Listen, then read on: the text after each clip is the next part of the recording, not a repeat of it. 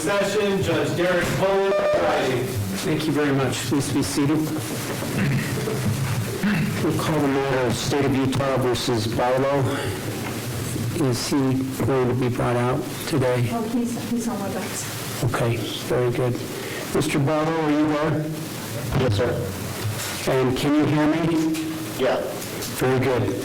Counsel, would you state your appearances for the record? Ryan McBride and Michael Stars for the state. Justin Morrison and Michael Brown for the defense.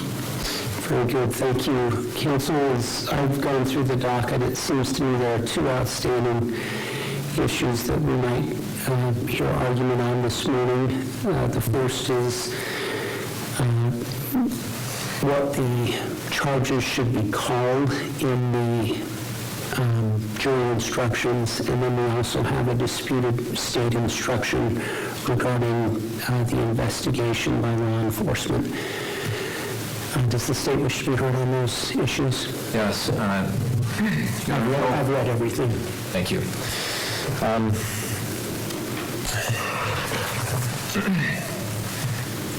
No, I kind of want to, before getting to the legal issues, I wanted to kind of make a theoretical argument a little bit. Last night I was up late thinking about this and thinking about the instructions, doing some additional research. I found some cases, additional cases that supported my position. But really I thought about what our role is as lawyers in jury instructions. As I did, I thought about a couple of cases that you've worked on, one of which I've worked on. I thought about the Martin McNeil case, where a doctor killed his wife. I thought about State v. Del Heath, a chiropractor who sexually abused his patients. And as I thought about those, I thought about the Hippocratic Oath that came up in both of those cases. And the oath is to do no harm. And the reason for that oath is because a doctor has a superior knowledge, a knowledge that's far superior than his patients, than the general public, about anatomy, physiology, medicine, biology, chemistry. And they have to use this knowledge for the benefit of their patients. And that means treating wounded patients as they come in with consideration, thinking about the options, thinking about a diagnosis, informing the patient, and giving treatment to the best of their knowledge, and doing no harm in that process. And as that applies to, I think that applies to our role as well. You know, we take an oath to uphold the law, but as it relates to jury instructions, how does that Hippocratic Oath apply to us? And I think it's to ensure that the jury has a proper understanding of the law when they go back into the jury room, to avoid any risk of them being misled as to what the law means, to do no harm. And when we have a real concern about that we deliberately consider that concern and the ways to address it. Just like a doctor would, patient comes in with a cut or a wound, he doesn't just slap a Band-Aid on it and say, go get better. He looks at that wound, he considers it, considers the treatment options. Does it require a Band-Aid? Does it require surgery? Does it require stitches? Antibiotic? Is there a prescription that's needed? And that's what I am asking us to do here in this situation. I have a real concern. I have a real concern that a jury is going to come into this situation and certainly come into court on day one of jury selection, but also go into the jury room at the end of trial with a misunderstanding of what murder means, right? I think that most of us, I think most members of the community who are not lawyers, and especially even those who are lawyers but don't specialize in criminal law, believe murder means intent to kill. I think that's likely a lifelong understanding that many people have, that our jurors will have. It's reinforced by the constant news media that covers, you know, your typical murder cases, a gunshot to the head, an intent to kill.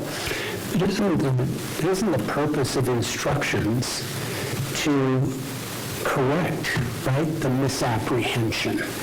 And we don't change the law to do that. we instruct them what the law is.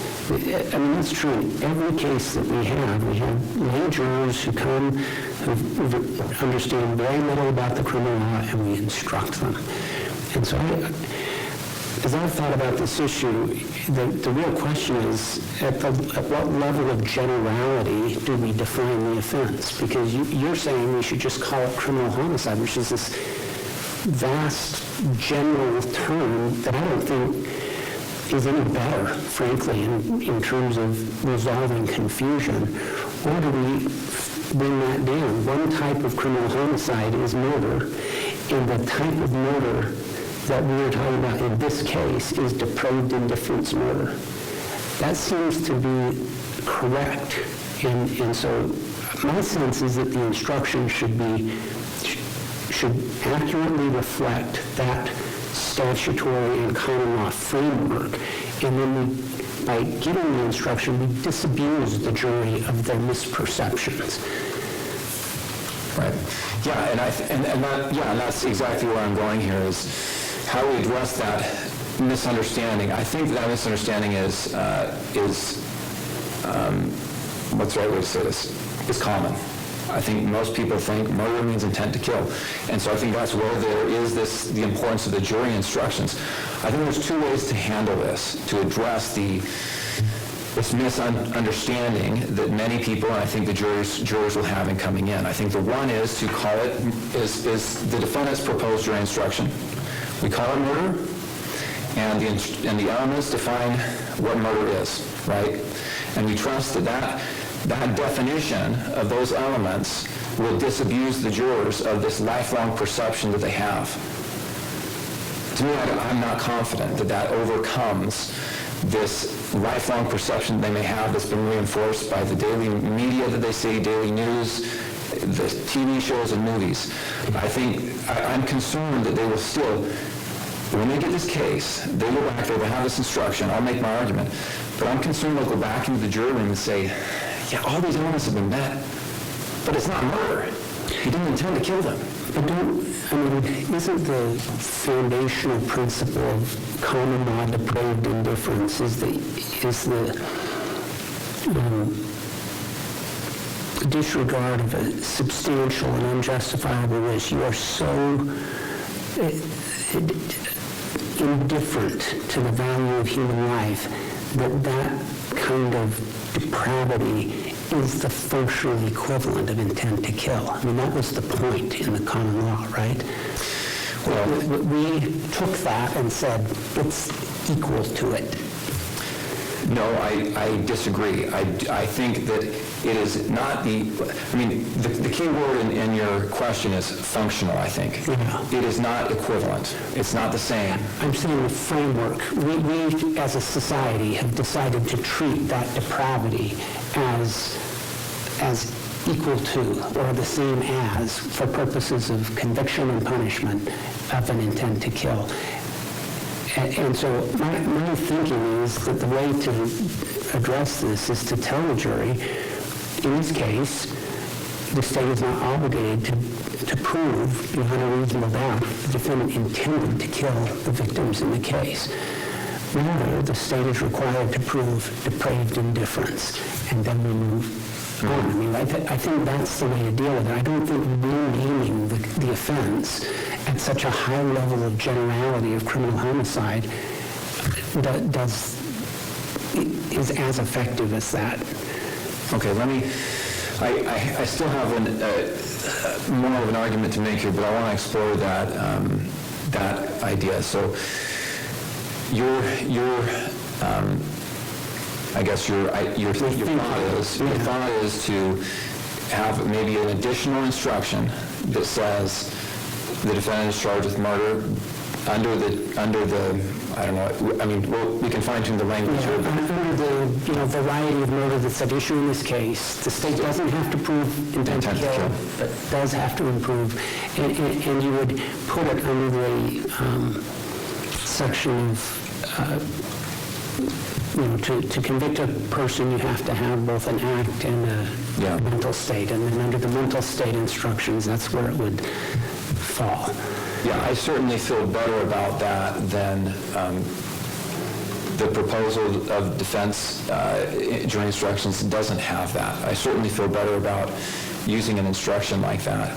But I would still prefer the proposal I have made, and the reason, and I really appreciate the thoughtfulness you put into this, in that introductory framework. This is thoughtful consideration of how do we deal with this. It's a real concern, and how do we deal with it? I think it requires this kind of deliberation.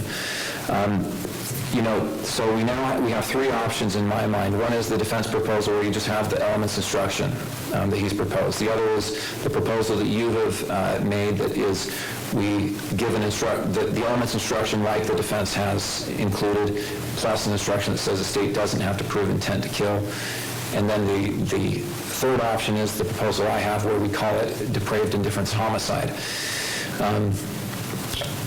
I think the litmus test for jury instructions is, are they an accurate statement of the law? Of the law, yeah. And as you look at the elements in my instruction are accurate statements of the law. They're identical to the defendant's elements instruction. The only difference, the elements that are listed 1, 2, 3, 4, 5 are the exact same. The only difference is what we call it. Do we call it depraved indifference homicide or murder, right? And depraved indifference homicide is an accurate statement of the law. It's a generality issue. It is. Right? It really is the level. And my concern with homicide is that we're going to the idea of what people perceive that to be. Within that huge construct of homicide, we have negligent homicide, we have vehicular homicide, these other frequently used terms that are rolling around in a jury's mind that don't have anything to do with what we're talking about. And so that generality really concerns me. There is no crime of depraved indifference homicide in Utah. The crime is depraved indifference murder. Murder is one kind of homicide. So that's what I'm struggling with. I think that's... do you have any concerns about such a general term causing its own unintended consequence of confusion? I think I would agree with you if it were simply just homicide. I think by using the descriptor depraved indifference homicide, it narrows the issue. I do think that your average juror is not going to know the difference.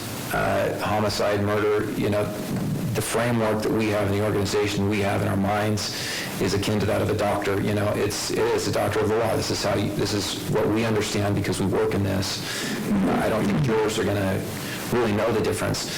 And I think what matters the most in looking at some of the case law is not the inclusion of the titles or subtitles that are used in the code, but the actual operative text of the law. And that's what the elements are. And I think even with the general descriptor, again, I think by calling it depraved indifference homicide, it narrows it substantially. But even with that general descriptor, we get the narrowness in the elements. Okay.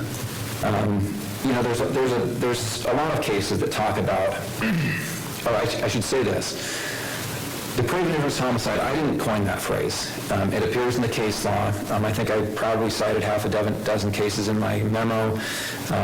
As I was looking at this more last night, one of the cases that's cited by a case that I referenced is State v. Vigil. It's a Utah Supreme Court case from 1992. It doesn't address our issue, but it refers to this offense as depraved indifference homicide. I think it's an accurate statement of what this offense is. But really my main concern here is kind of a 403 type analysis of the value of calling it murder balanced with the risks that presents. I think by adding the instruction you suggested of the state doesn't have to prove intent to kill, I think it does do something to mitigate against that. But I still think that the risk of misunderstanding persists. And I don't know that there's much value in using the word murder, because murder doesn't define itself except to the extent of kind of a colloquial understanding, the popular knowledge of what murder is, which is a misunderstanding of what it is, an intent to kill. And so when you balance kind of a 403 type analysis, I know the rules of evidence don't apply here, but it's a familiar framework that I think is helpful. The value you get by calling it murder, which I think is none. I think the value as well is using the language the legislature used. We have to understand the legislature, like us, are experts on the law. And that's different from how jurors are going to be. They're not experts on the law. And so I don't think that really has much value. And what's the risk of using that language? And the risk is they bring that misperception of the law in. And if we can mitigate against that risk, I think we should do everything we can to mitigate against that. I think due process for the state requires that they don't have a misimpression when they leave this room and go into the jury deliberations. And I think we can completely mitigate that risk by calling it depraved indifference homicide. And I don't think that there are costs to doing that. Okay. Let me see if there's... I have to say, okay, the investigation issue. I will just tell you that this really feels like a closing argument to me. There's no law that I can find that says this. Certainly the question is always whether the evidence that was presented rises to the level of reasonable doubt. The jury will be instructed in that or beyond a reasonable doubt. But this feels like essentially the court making a closing argument for you. I thought about that. As we proposed this, I thought about that. Mr. Morrison raises that argument in his brief. Frankly, I've thought about that in many cases. I've thought about that about the eyewitness instruction. I've thought about that as the flight instruction. The court instructs the jury there can be innocent reasons for flight, right? Mm-hmm. And as I've thought about that, I've had to come to in those cases where I thought, oh man, I really don't think this should be given, this instruction on flight, because it's basically the court weighing in on how the evidence can be construed. But I've come to the conclusion that, it's an accurate statement of the law. It applies the law to the facts of the case. It doesn't tell the jury how to resolve the issue, but it instructs the jury about what the law is on that issue of flight, right? And I guess let me press you on that, because the eyewitness, let's take the eyewitness instruction. That is the long instruction as modified now, is really grounded in a lot of social science about juror misperception, right? And it's intended to create, we've talked about this morning, correcting misperceptions of common misperceptions. But is there some kind of common misperception that we're trying to rebut? And do you have any, social science or anything that would support that jurors hold some wrong idea about the scope of what police should do that we ought to be instructing about it? I don't see that. It's certainly not in the briefing. Yeah. And this is why I would prefer to talk about the flight instruction rather than the long instruction, because you're right, I certainly don't have any social science. I don't know that any social science exists. It may or may not. I do know that it's, police misconduct is a huge issue throughout the country. And even here in Utah, we've had protests over the years about, police not doing their jobs the way they should and so forth. So that is a concern. To me, the question is this a correct, going back to the litmus test for jury instructions, is it a correct statement of the law? Before we leave misperceptions, there's been a lot written about the CSI effect on the perception of jurors and jurors thinking that there needs to be DNA in every case, that's a thought I had. Is that what you're getting at? Is that jurors have an unreasonable expectation about the resources available to law enforcement and how they're allocated? That they believe that in every case, every avenue of investigation must be pursued? Yeah, I think there's two concerns here. One is kind of that CSI effect that you've mentioned, and the second is insulating against a misunderstanding of a defense argument here. So I expect the defense to attack the investigation vigorously, to mention any shortcomings that there was in the investigation, and the defense to say, something to the effect of, look, members of the jury, you can't, with this kind of investigation, you can't convict him, right? The investigation falls short, and without a good investigation, you can't convict the defendant. Now, that's a proper argument because it's going to the burden of proof, right? But it also can be misconstrued as, members of the jury, if it's not what you believe is the proper investigation, the state, you can't convict unless the investigation is what you would expect it to be, rather than you can't convict unless the burden of proof has been met, right? I think those are two arguments that are close. One is proper, one is improper, and that's my target in this instruction, is to avoid that improper implication that could be made by that attack. Okay. And that's all I have. Thank you. Thank you very much. Who will be arguing this morning?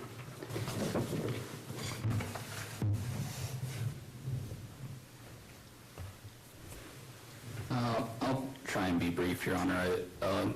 A lot of what the state had said was theoretical, and a lot of what the state is worried about, in my opinion, I view as our job as attorneys to help the jury understand and alleviate any potential confusion. The legislature, I'll start because the court has already pointed out a lot of what I was going to say, but the legislature has determined the framework for murder, as the court already laid out, right? Murder is a type of homicide, and depraved indifference, murder is a type of murder. Similarly, you can look at the DUI framework, driving under the influence. Driving with a measurable controlled substance is a type of DUI, and yet the legislature has actually carved it off and made it its own separate type of offense with a separate title. They didn't do that in this case. How do you feel about the addition of an instruction that clarifies this, that the defendant is charged with depraved indifference murder? To convict the defendant, the state is not required to prove that the defendant intentionally or knowingly caused the death of the victims in this case, but rather the state must prove beyond a reasonable doubt that the defendant acted under circumstances evidencing a depraved indifference to human life, and that he knowingly engaged in conduct that created a grave risk of death to another and thereby caused the death of another individual, or something to that effect. We can craft that. It seems to me, I take the state's point that, we live in a world of true crime podcasts and true crime television shows where murder is the common theme. And I take the point that people perceive murder as its general intentional and knowingly causing the death of another. It seems to me that kind of instruction that says that's not what we're talking about here matters.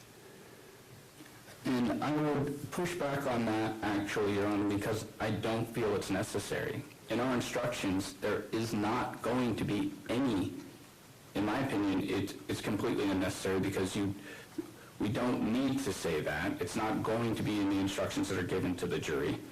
And again, I will go back to where I feel that that's our job. A lot of that can be ferreted out in voir dire. That's what I view my job in voir dire is going to be. And I should say the state should also have that. But another thing is we're going to give them the instruction of murder, and it's not going to have anything under that instruction that says the state has to prove intent to kill. And then we're going to give them an instruction that says this is what depraved indifference homicide means. And this is what the state has to prove. And then that's where, again, where I go back to, that's our job. At closing argument, the state should have to get up there and tell them, this is what we have to prove. The state can also say, we do not need to prove any intent to kill. Some of you may have some prior misconception about that. That is not necessarily in that case, in this case, and this is not our theory. And then I can't get up there in closing argument and say, the state didn't prove intent to kill. I can't do that. There's nothing that would allow me to do that. And so the risk here can be eliminated through simple instructions, and that's what we're asking. In the case that was referenced by the state, they did just that. It was the other type of murder, the common perception of murder, but they removed any mention of depraved indifference homicide, and that was fine. And that's what we're asking the court to do here. Depraved indifference murder, nothing mentioning any intent to kill, and that's it. And then there's, in my opinion, in my view, no worry at all of any misconception by the jury. Again, I view that as my job, and that's the job of attorneys to instruct the jury. The instructions inform them, and then it's our job to tie the evidence to the theories that we're putting forth and inform the jury. This is our view of how you should rule with these instructions. And I will just say for the investigation portion, Your Honor, I don't see that that is anything other than closing argument. The flight instruction that they're trying to use as an example, that is a very specific instruction that would only be used when that is an issue. But law enforcement investigation is an issue in every single case that's brought before. I mean, it has to be through law enforcement. So the state should be well prepared already to address that with their witnesses on the stand. My issue with perception is that the juries would actually have the perception already that I come up against, is the jury's already preconceived generally to believe law enforcement over other lay witnesses. That's why that's a question in every single questionnaire that goes out to the jury. And then if the court at the end is going to be giving this instruction, it would seem to prop up again law enforcement where they already have that perception going in to believe them. I can't tell you, it's usually over 50% of the questionnaires come back that they tend to believe law enforcement more than any other witness. And that's why I strongly object to that objection. Okay, thank you very much. Anything further? Judge, I would just say, I agree that it is our job, the parties, the court, to alleviate any potential confusion, as Mr. Morrison mentioned. And I think the best way to do it is to use the language I've suggested rather than murder, because we know that jurors are going to bring that misperception in. I think we change the language. We use the language, the broader language in the statute that's been used by the appellate courts, and we get rid of that risk. And I don't see any reason why not to do that. That's my final argument. Very good, thank you. If you give me just a moment, please.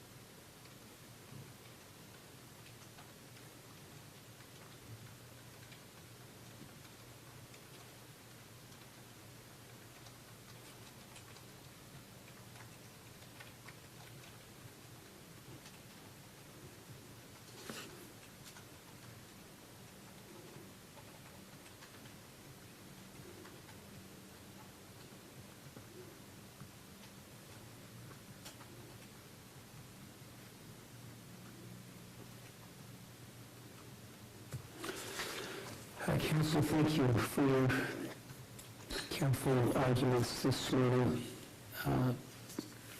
Here the state seeks to instruct the jury that the defendant has been charged with depraved indifference homicide rather than depraved indifference murder. The state argues that using the former term will avoid the risk of the jury believing that intent to kill is an element of the charged offense. Of particular concern to the state is a desire to rebut a common misperception that the only way for a person to commit murder is to intentionally and knowingly cause the death of another. The defendant opposes titling the offense as depraved indifference homicide because, first, the charges in counts 1 and 2 of the amended information are murder, not depraved indifference homicide. Second, murder is a type of homicide, and a depraved indifference murder is a depraved indifference killing is one way in which murder is committed. And third, there is no risk of jury confusion because the jury will be adequately instructed on the elements of depraved indifference murder. The second issue before the court is an investigation instruction. The state proposes that the jury be instructed as follows. Investigation. You have heard testimony as to the manner in which the law enforcement conducted its investigation in this case, including certain investigative methods or techniques that were used and certain investigative methods or techniques that were not used. In attempting to prove its case, the state is under no obligation to use all of the investigative methods that are available to it or use any particular method. The question is whether the evidence presented is sufficient to convince you beyond a reasonable doubt of the defendant's guilt. The defendant objects to this instruction, contending that it is little more than the state's closing argument dressed up as an instruction on the law. Having carefully considered the papers and the arguments today, the court enters the following ruling. Here, the state charged the defendant in the amended information with 2 counts of murder. Title 76, Chapter 5, Part 2 of the Utah Code is titled Criminal Homicide. Under the code, murder is one type of criminal homicide, as set out in Section 76-5-2012. Under the code, murder can be committed in a variety of ways, including intentionally or knowingly causing the death of another, intending to cause serious bodily injury to another individual, committing an act clearly dangerous to human life that causes the death of the other individual, and acting under circumstances evidencing a depraved indifference to human life. The actor knowingly engages in conduct that creates a grave risk of death to another individual and thereby causes the death of the other individual. Thus, depraved indifference murder is one way in which the offense of murder can be committed. The state's request to instruct the jury that the defendant is charged with depraved indifference homicide is inconsistent with the statutory framework. It's also inconsistent with the title of the offense as charged in the amended information.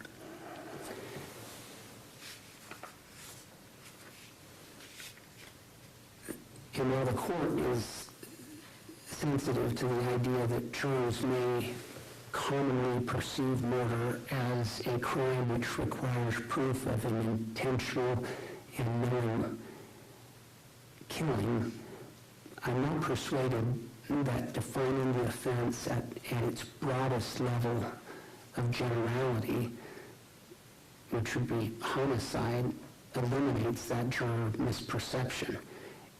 Whereas in fact, doing that, in my view, runs serious risks of other types of confusion being infused into the juror's reasoning, because homicide includes acts of negligent homicide and vehicular homicide.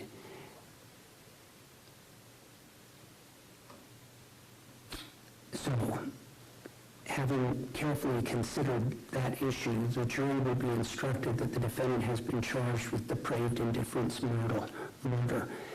This title accurately reflects the charges in the amended information,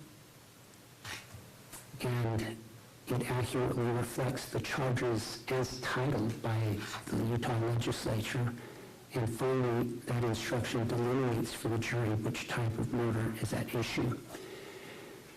To address this, I think, real concern about what jurors believe murder is, I think an additional instruction is required, and it's a common instruction of not this, but that.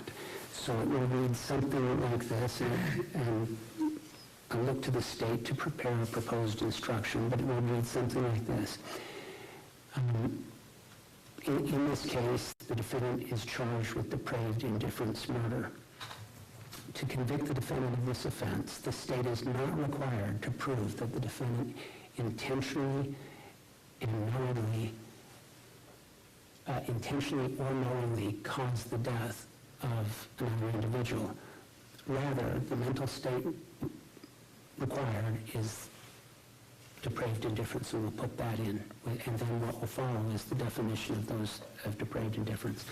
I'm confident that that framework will address the concerns at issue, and it also accurately defines the offense under Utah law.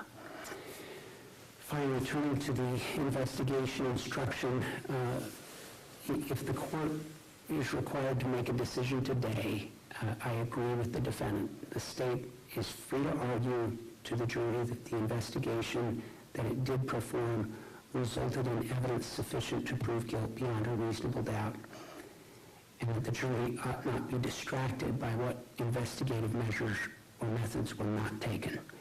But the court declines to make that argument for the state by way of an instruction.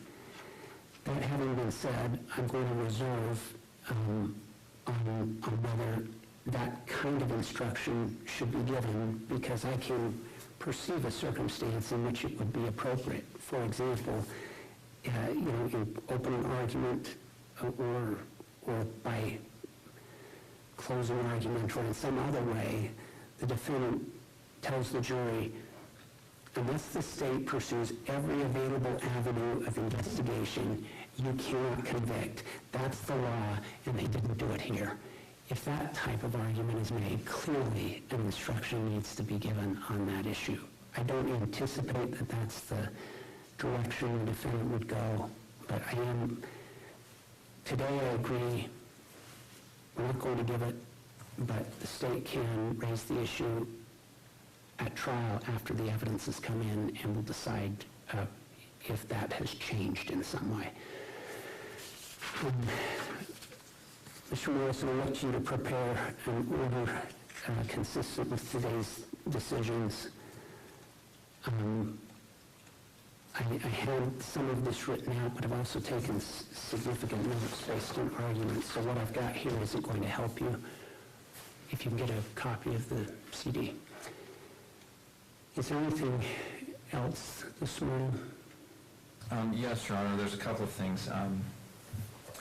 One, I wanted to bring the court's, and I know I brought this to Mr. Morrison's attention. I filed a notice of potential 404B rebuttal evidence. I did that because I can anticipate some of this coming up with the voluntary intoxication affirmative defense. And the gist of it is evidence of past methamphetamine use to show tolerance to rebut the idea that the defendant was intoxicated may be admitted if that defense is pursued. And I think that defense can come up either in opening or in cross-examination of witnesses, as well as in the defense's case, and also potentially past driving behavior. Of course, we're not going to argue those now. I just want to make sure that you see that pleading. It's in the I can tell you the docket number if you want. Has it been submitted? No, because it's just a notice. It's not a motion. But I did want to bring that up with the idea that just so that the court is aware of that, should it arise, which it probably will. I'll keep that on my radar, thank you. The other issue I had is Exhibit 45. This was a photo of Hunter and Odin, deceased. The court asked us to consider a black and white version of this photo. We have. Mr. Morris and I sent him a black and white version of it. We both looked at it. We discussed it. And I think our joint position is that we should use the color version to avoid kind of the, I'm going to call it like a haunting effect that a black and white image can have. Mm-hmm. I would also just to put on the record that there may be value in the color image because part of the defense in this case has been an attack on the investigation of not collecting or looking for the transfer of biological material onto any object that could have hit them. The color image shows that you can't see any of that on the rafter that's visible in the photo or the other materials that are visible in that photo. The final issue, Your Honor, did you have anything you wanted to add on that? Are you agreeing that 45 can come in as a color photograph? One color photo, yeah. Very good. I did reserve on that. I was interested to see, what a black and white photograph would look like, whether it would mitigate concerns about gruesomeness and its impact on the jury, but it sounds like you've reached an agreement that a color photograph is necessary, and so I'll accept that stipulation. The next issue was jury logistics. I've had several trials in this courthouse, and I know others have in my office, and we've talked about contact with jurors. I've seen in many of these cases jurors congregating in the hallway on the same floor as we are with witnesses and so forth. I'm really concerned about that. We had, in the trial I did a couple of weeks ago, we had jurors using the restroom while they were waiting to be taken back in the morning with witnesses.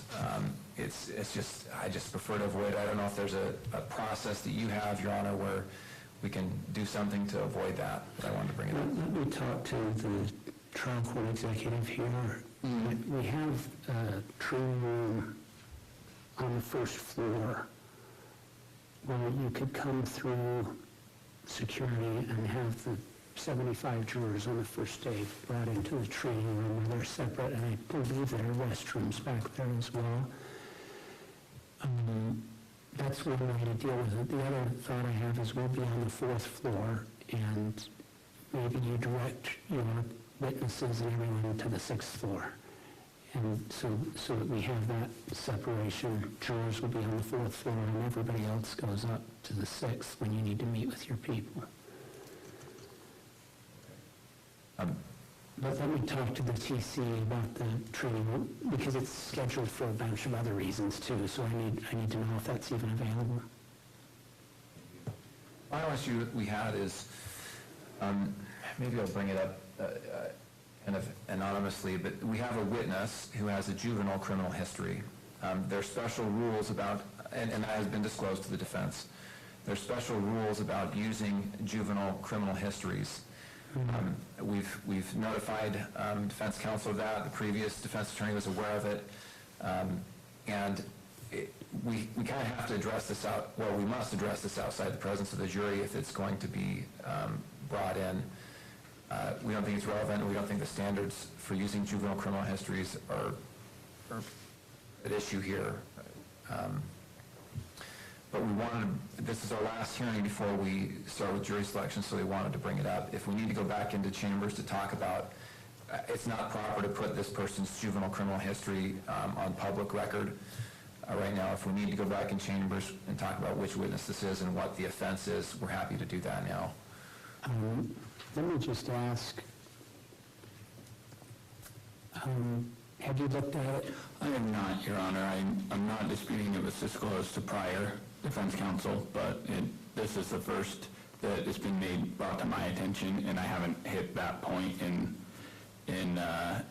reviewing the documents in the case.